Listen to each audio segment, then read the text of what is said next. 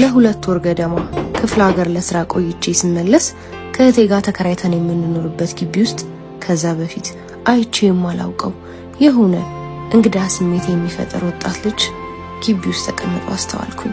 በስራዬ ሳይኮሎጂስት ስለሆንኩኝ ልጁ የአእምሮ ህመም ተጠቂ እንደሆነ ለመገመት ብዙ ጊዜ አልወሰደብኝም ነበር። ሆኖ ማንነቱን የማወቅ ጉጉቴ ቢያይልብኝ እህቴን ጠየቅኳት። ማን ነው? አዲሱ ተከራይ ነው። አንቺ እንዴትሽ? በሳምንቱ ነበር የገባው። ከማን ጋር ነው የሚኖረው? ብቻውን ነው፣ ግን አንድ ውጪ የሚኖር ወንድም አለው ሲባል ሰምቻለሁ።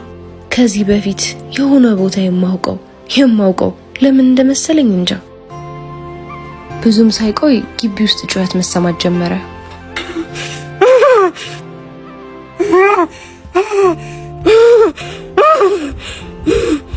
ጩኸቱን ሰምቶ ሌላኛው ተከራይ ጎረቤታችን ሊረዳ ወደ እሱ ጋር መራ። እኔም ጉዳዩን ላጣራ ልወጣ ስል ታዩ ባክሽ ሐሙስ ልማዱ ነው ስለተናገረችው ነገር ግድ አልሰጠኝም።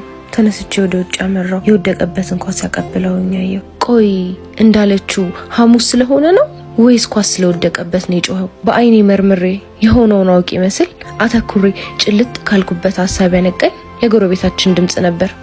በአንቺ ጉዳይ ያበዱት ወንዶች ትዝ ብለውሽ ነው? በመጠኑም ቢሆን ፈገግ ያስባለኝን ነገር ነበር የተናገረኝ። ቆይ ምን ሆኖ ይሆን ግን? በድጋሚ መጮህ ጀመረ። እሱን ለማረጋጋት ጎረቤታችን ፍሬዘር ሲያደርገው እንዳየሁት ኳሱን ከመሬት ላይ አንስቼ አቀበልኩት። ከእጄ ላይ መነተፈኝ። ለትንሽ ደቂቃ እንዴት ልረዳው እንደምችል ቆም ብዬ ካሰብኩኝ በኋላ ወደ ቤት ላይ በመመለስ ሳለሁ ሳባ